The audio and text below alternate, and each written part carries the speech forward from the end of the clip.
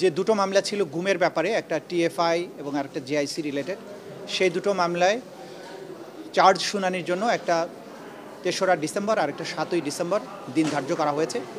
এখানে তাদের কয়েকটা অ্যাপ্লিকেশন ছিল, অ্যাপ্লিকেশনগুলো আদালত কিছুটা শুনেছেন, বলেছেন এগুলো পরবর্তীতে আরও শুনতে চান। আর আমরা প্রসিকিউশনের পক্ষ থেকে বলেছি যে এই ধরনের অ্যাপ্লিকেশন দেওয়ার কোনো সুযোগ নেই, কারণ তারা ভার্চুয়ালি হাজিরা দিতে চেয়েছেন। আদালত কমেন্ট করেছেন যে আইন সবার জন্যই সমানভাবে প্রযোজ্য হবে, যেহেতু বাংলাদেশের সাবেক প্রধান বিচারপতি কারাগারে আছেন, তাকে কোর্টে অ্যাটেন্ড করতে হয় ফিজিক্যালি। অ্যাপেলেট ডিভিশনের বিচারক, সিনিয়র মন্ত্রী, বিভিন্ন পর্যায়ের মানুষ যারা আসামি হয়েছেন তারা রেগুলারলি আদালতে সশরীরে হাজিরা দেন। সুতরাং এখানে ডিফারেন্ট কোনো ঘটনা ঘটেনি, যে কারণে অন্য কোনো বিশেষ বিবেচনায় কাউকে ভার্চুয়ালি হাজিরা দেওয়ার বিষয়টা অ্যালাউ করতে হবে, এই বিষয়টা আদালত প্রয়োজন মনে করেন না। তারা মনে করেন সকল নাগরিক আইনের দৃষ্টিতে সমান, সবাইকে ইকুয়াল ট্রিটমেন্ট দেওয়া উচিত। তারপরেও যেহেতু ডিফেন্স পক্ষ বলেছেন তারা এই অ্যাপ্লিকেশনগুলো পরবর্তীতে আবার শুনানি করতে চান, আদালত বলেছেন হ্যাঁ সময় হলে উনি আবার শুনবেন।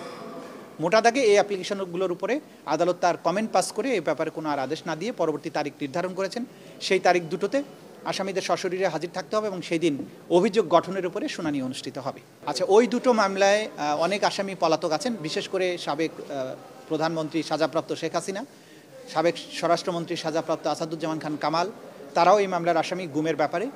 তাদের ব্যাপারে স্টেট ডিফেন্স লয়ার নিয়োগ দেওয়া হয়েছে এবং ওনারাদের বাইরেও অনেক আসামি যে কয়েকজন আছেন তাদের মধ্যে অনেকেই পলাতক আছেন, তাদের ব্যাপারেও স্টেট ডিফেন্স লয়ার নিয়োগ দেওয়া হয়েছে।